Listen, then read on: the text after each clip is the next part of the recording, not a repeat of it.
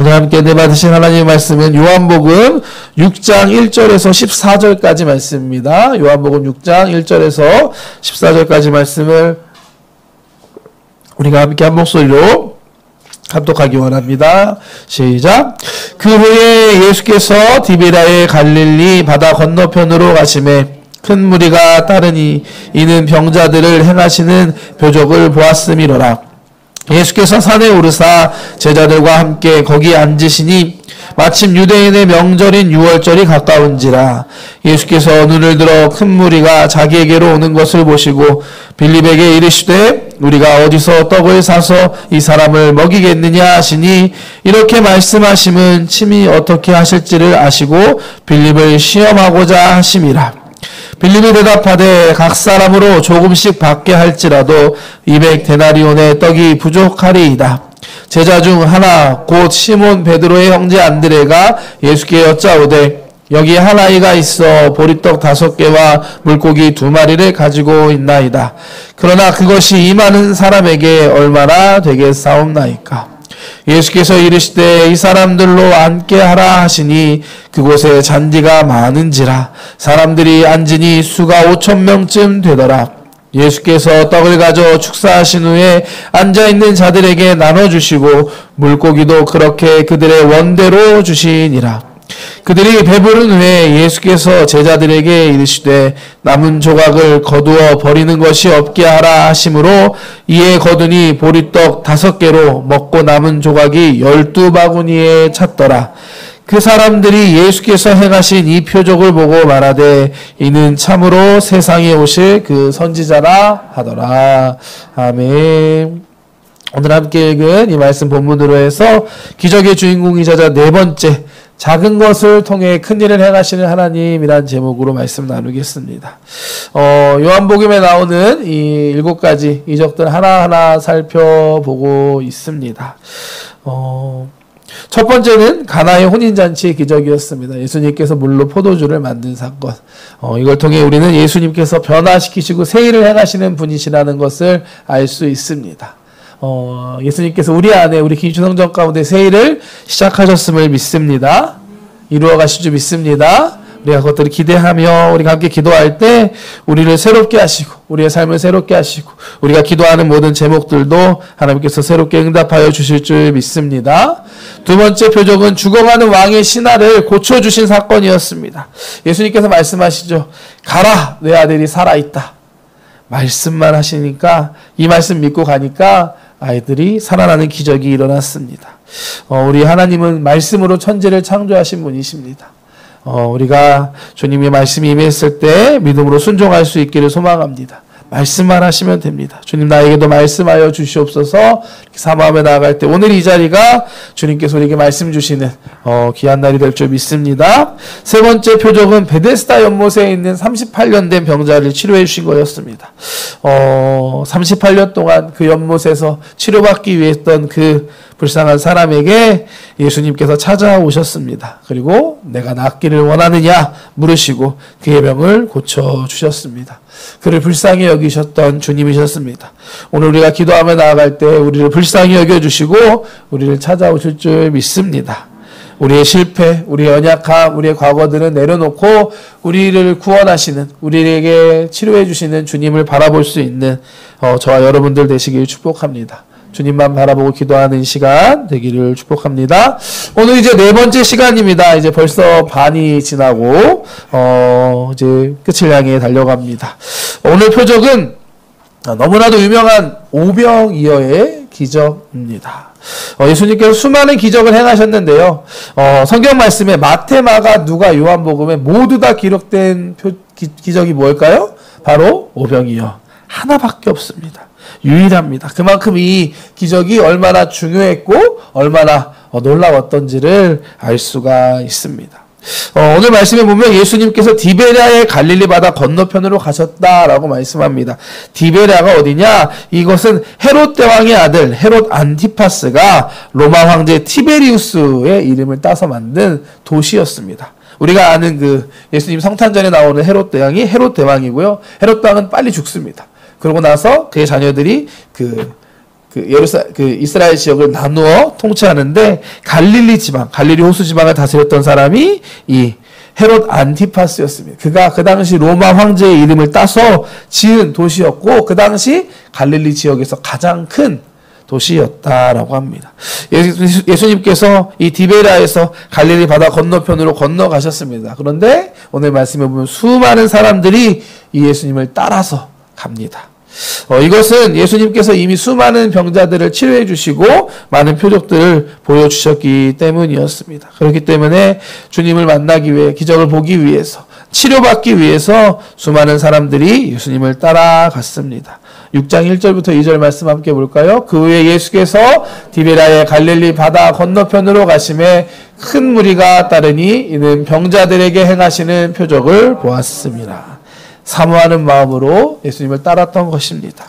마가복음 말씀에서 보면 예수님께서는 자신을 따라오는 이 수많은 사람들을 보실 때 불쌍하게 여기셨다라고 합니다. 그리고 그들에게 여러 가지 말씀을 가르쳐 주십니다. 마가복음 6장 34절 말씀입니다.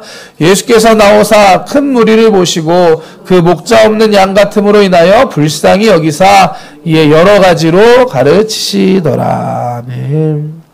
불쌍히 보이는 거예요. 그러면서 이것도 얘기해주고 저것도 얘기해주고 예수님의 그러한 마음을 우리가 느낄 수 있습니다. 예수님의 가르침이 끝나자 이미 해는 뉘엿뉘엿 저물어가고 있었습니다. 아침부터 예수님을 따라 나왔던 이들이 배고프다는 것을 예수님께서는 알고 계셨습니다. 그리고 그들을 먹이기 위해서 제자 빌립에게 이렇게 질문하십니다. 함께 말씀 볼까요? 5절에서 6절 말씀입니다. 예수께서 눈을 들어 큰 무리가 자기에게로 오는 것을 보시고 빌립에게 이르시되 우리가 어디서 떡을 사서 이 사람들을 먹이겠느냐 하시니 이렇게 말씀하시면 친히 어떻게 하실지를 아시고 빌립을 시험하고자 하심이라. 아멘. 오늘 말씀 요한복음에만 이게 기록되어 있는데요. 재밌지 않나요? 예수님께서 그냥 먹여주시면 되는데 그냥 하지 않으시고 이 모든 걸 이미 알고 계셨다고 말씀하시고 친히 알고 계심에도 불구하고 그 빌립에게, 제자 빌립에게 어떻게 하면 좋겠느냐라고 물어보십니다. 이는 이 빌립을 시험하고자 하셨다라고 말씀합니다. 빌립의 믿음을 시험하고 계신 것입니다. 이 예수님의 질문에 대해 빌립은 이렇게 답합니다. 7절 말씀입니다. 빌립이 대답하되 각 사람으로 조금씩 받게 할지라도 200데나리온의 떡이 부족하리이다. 제가 보니까 이 빌립이 계산이 아주 빨랐던 사람이었던 것 같습니다. 제가 생각했을 때 상당히 정확하게 판단하고 있고 합리적인 대답이라고 생각합니다. 제가 좀 계산해 봤거든요. 빌립이 지금 얘기하죠. 조금씩 나눠주더라도 200데나리온의 떡이 부족합니다. 한 데나리온은 아시다시피 한 사람의 일당입니다. 요즘 기준으로 하면 10,000엔 정도 생각하면 될 것 같아요. 그러니까 200데나리온은 200만엔, 2,000만 원을 이야기하고 있습니다. 200만엔으로 5,000면을 먹이려면 한 사람당 400엔씩 떨어집니다.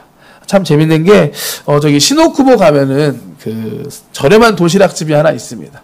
참고로 저희 야외식당 토요일마다 나가는 것도 거기서 도시락을 받아서 이렇게 저희가 반찬을 더해서 이렇게 하고 있는데요. 그곳의 가장 기본적인 가격, 도시락 가격이 390엔입니다. 말씀 계산하는데 재밌더라고요. 지금의 기준, 오늘날의 기준으로 봐도 이 빌립이 지금 예수님의 질문에 상당히 정확하게 대답하고 있습니다. 5,000명의 사람 먹이려면 한 사람당 400엔씩 잡고 200만엔은 필요합니다. 이게 어디 있을까요? 라고 지금 예수님께 대답한 것입니다. 어떻게 보면 맞는 대답이지만 예수님이 원하셨던 것은 이런 답이 아니었습니다. 그때 옆에 있는 안드레가 예수님께 말합니다. 빌립과 안드레의 관계는 빌립이 처음 예수님께 부름받았을 때 안드레와 같은 동네 사람이었다라고 기록되어 있습니다. 두 사람이 원래부터 친했고 같이 있었다가 예수님 질문을 듣고 이제 안드레가 안 되겠다 해서 옆에서 한마디 돕고 있는 것입니다. 한번 볼까요? 제자 중 하나 곧 시몬 베드로의 형제 안드레가 예수께 여짜오되 여기 한 아이가 있어 보리떡 5개와 물고기 2마리를 가지고 있나이다. 그러나 그것이 이 많은 사람에게 얼마나 되겠사옵나이까. 아멘. 안드레는 이 5,000명이나 된 수많은 사람을 어떻게 먹일 수 있냐라는 질문에 지금 하나의 도시락을 갖고 옵니다. 사실 어떻게 생각하면 너 장난하냐라고 여기실 수 있는 거지만 바로 이것이 우리 예수님께서 바라시는 모습이었습니다. 우리에게 있는 것, 지금 무엇인지 그걸 주님께 내어드릴 때 예수님께서 그걸 통하여서 하나님께서 하나님의 일을 이루어 가실 줄 믿습니다. 예수님께서는 사람들을 나뉘어 잔디밭에 앉게 하십니다. 그리고 이 아이가 갖고 온 것을 가지고 축사하시고 그것들을 나누어 주기 시작하십니다. 그러자 놀라운 역사가 일어납니다. 말씀 보겠습니다. 예수께서 이르시되 이 사람들로 앉게 하라 하시니 그곳에 잔디가 많은지라 사람들이 앉으니 수가 5,000명쯤 되더라. 예수께서 떡을 가져 축사하신 후에 앉아있는 자들에게 나눠주시고 물고기도 그렇게 그들의 원대로 주시니라. 아멘. 놀라운 기적이 일어났습니다. 한 아이의 작은 도시락, 물고기 2마리, 보리떡 5개였지만 예수님께서 축사하시자 수많은 사람이 그걸 통해 배부르게 먹을 수 있었습니다. 더 놀라운 것은 모두 다 배부르게 먹고 남은 것이 12광줄이나 되었다라고 기록합니다. 12절부터 말씀 함께 볼까요? 그들이 배부른 후에 예수께서 제자들에게 이르시되 남은 조각을 거두어 버리는 것이 없게 하라 하심으로 이에 거두니 보리떡 5개로 먹고 남은 조각이 12바구니에 찼더니. 아멘. 이게 바로 하나님의 능력이고 기적인 줄 믿습니다. 과학이 말하는 질량 보정의 법칙을 뛰어넘는 겁니다. 작은 도시락이 광줄이 12개로 바뀌는 기적이 일어났습니다. 과학으로는, 우리의 생각으로는 설명할 수 없는 이것이 바로 하나님의 기적입니다. 어떤 사람들은 이 기적을 설명하기 위해 이런 방법을 사용합니다. 한 아이가 헌신하면서 자신의 작은 도시락을 예수님께 드리는 걸 보고서 사람들 마음에 찔림이 왔다. 그러면서 너도 나도 숨겨놨던 도시락 하나씩 꺼내기 시작해서 모두 함께 배불리게 먹었고 그리고 남은 게 이만큼 됐다. 음식물 쓰레기죠. 그렇게 되면 어떻게 생각하시나요? 이게 기적일까요? 이게 정말 이건 기적이 아니라고 저는 생각합니다. 오늘 말씀에 그렇게 기록되어 있지도 않고요. 예수님께서 축사하고 나눠주셨다라고 하셨습니다. 그리고 그걸 다 먹었을 때 배부르게 먹었다라고 성경은 우리에게 말씀합니다. 그렇기 때문에 이게 기적인 것이고 우리가 말씀했던 것처럼 성경에 사복음서에 모두 기록되어 있는 사건입니다. 그리고 그곳에 있던 사람들의 반응을 통해서 예수님의 이 기적이 얼마나 놀랍고 위대했는지 우리는 알 수 있습니다. 요한복음 6장 14절 말씀. 그 사람들이 예수께서 행하신 이 표적을 보고 말하되 이는 참으로 세상에 오실 그 선지자라 하더라. 그러므로 예수께서 그들이 와서 자기를 억지로 붙들어 임금으로 삼으려는 줄 아시고 다시 혼자 산으로 떠나시니라. 예수님의 이 오병이어의 표적, 기적을 목격한 사람들이 예수님은 하늘에서 오신 분이구나 라고 인정합니다. 그리고 이 예수님을 억지로 왕으로 삼으려고 합니다. 그만큼 이 기적이 놀라운 사건이었습니다. 오늘 이 표적을 통해 우리는 예수님께서 우리의 필요한 것들, 우리의 연약한 것들, 부족한 것들을 아시고 먹이시는 분이심을 알 수가 있습니다.